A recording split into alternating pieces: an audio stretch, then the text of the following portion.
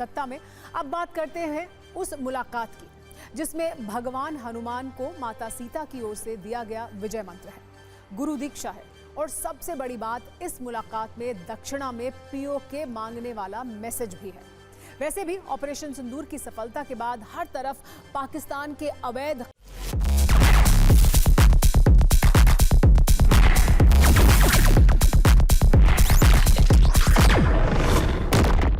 कब्जे वाले कश्मीर की चर्चा हो रही है।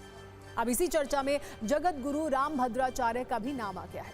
टीवी स्क्रीन पर आप जो तस्वीर देख रहे हैं वो रामभद्राचार्य और भारत के army chief general Upendra Dwivedi की मुलाकात की है। थल सेना अध्यक्ष उपेंद्र द्विवेदी सपरिवार मध्य प्रदेश के चित्रकूट पहुंचे थे।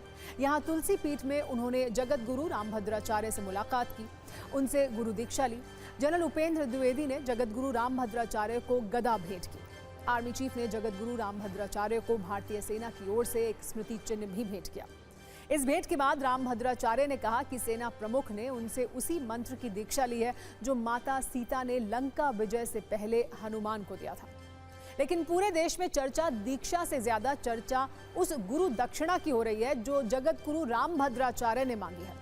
रामभद्राचार्य ने कहा कि उन्होंने सेना प्रमुख से गुरु दक्षिणा में पीओके यानी पाकिस्तान के अवैध कब्जे वाले कश्मीर को मांगा है। आर्मी चीफ ने भी जवाब दिया, बिल्कुल मिलेगा। पीओके वाले संवाद के बाद रामभद्राचार्य ने सेना प्रमुख को आज विजयी सेना प्रमुख की संज्ञा भी दी। इस मुलाकात के दौरान रामभद्राचार्य ने पाकिस्तान के लिए मैसेज भी दिया और कहा कि अब अगर आतंकी हमले हुए तो पाकिस्तान दुनिया के मानचित्र से मिट जाएगा। आप जगत गुरु रामभद्राचार्य की पूरी बात सुनिए। उन्होंने मुझसे वह राम मंत्र की दीक्षा ली, जो दीक्षा लेकर सीता जी से जो मंत्र लेकर हनुमान जी ने लंका पर विजय प्राप्त की थी, वही दीक्षा मैंने दी। और मैंने उनसे दक्षिणा मांगी है कि मुझे पीओके चाहिए, पाक अधिकृत कश्मीर हमें चाहिए। यही हमारी दीक्षा है। जगत गुरु रामभद्राचार्य चित्रकूट में रहते हैं। वो प्रवचनकार, दार्शनिक और हिंदू धर्मगुरु हैं और पहले भी पीओके पर वो बयान दे चुके हैं। पहले भी पीओके वाले बयान पर उनकी चर्चा पूरे देश में हो चुकी है। वैसे पीओके भारत में कैसे आएगा, कब आएगा, ये रणनीति सरकार की है, ये काम सेना का है और इसको लेकर कई बार सरकार और सेना अपना संदेश भी दे चुकी है। लेकिन आज सेना प्रमुख से जगत गुरु रामभद्राचार्य ने दक्षिणा में ही पीओके को मांग लिया। आपको बता दें, महाकुंभ के दौरान जगत गुरु रामभद्राचार्य ने पीओके को मुक्त कराने के लिए विशाल यज्ञ करने का संकल्प लिया था। उन्होंने नवंबर 2024 में कहा भी था कि महाकुंभ में हम कुछ ऐसा करेंगे कि विश्व के नक्शे से पाकिस्तान का नामो निशान मिट जाएगा। हम राजनीतिक आह्वान तो कर ही रहे हैं,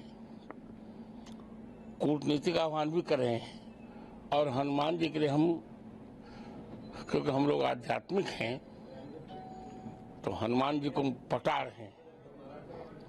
इसके लिए हमने तय किया है, एक यज्ञ हमने सालासर में किया,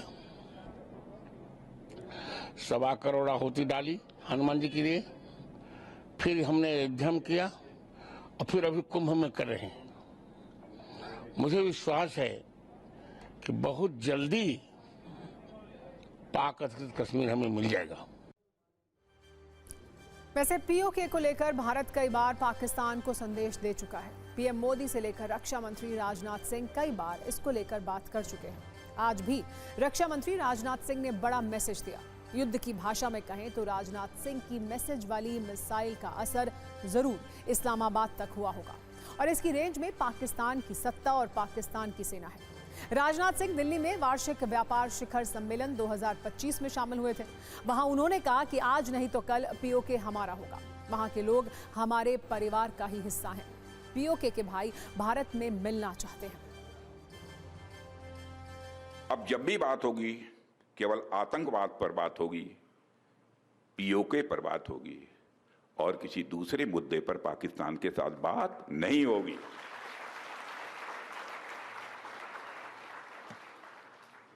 वह दूसरा मुद्दा कौन हो सकता है जिस पर पाकिस्तान बात करना चाहेगा, वो आप जानते हैं।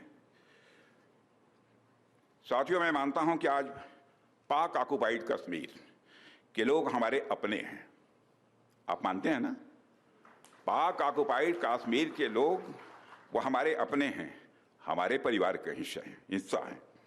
हम प्रधानमंत्री के श्री नरेंद्र मोदी जी के एक भारत श्रेष्ठ भारत के संकल्प के लिए पूरी तरह से प्रतिबद्ध हैं और हमें यह पूर्ण विश्वास है कि हमारे वो भाई जो आज हमसे भौगोलिक और राजनीतिक रूप से अलग हैं, वो भी अपने स्वाभिमान, आत्मा की आवाज और स्वेच्छा से भारत की मुख्य धारा में कभी न कभी जरूर वापस लौटेंगे।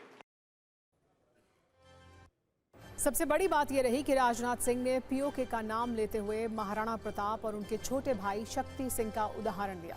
सिर्फ 30 सेकंड में आपको ये भी समझा दें कि आखिर राजनाथ सिंह ने आज पीओके को लेकर महाराणा प्रताप और उनके छोटे भाई शक्ति सिंह का उदाहरण क्यों दिया।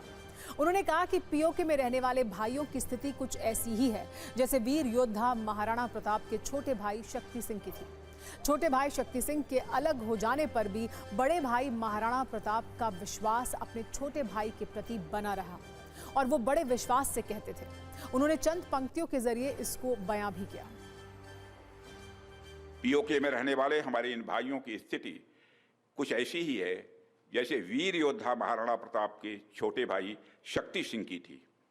छोटे भाई शक्ति सिंह के अलग हो जाने पर भी बड़े भाई महाराणा प्रताप का विश्वास अपने छोटे भाई के प्रति बना रहता है और वह बड़े विश्वास के साथ कहते हैं कि तब कुपंथ को छोड़ सुपथ पर स्वयं चला आएगा, मेरा ही भाई है मुझसे दूर कहां जाएगा।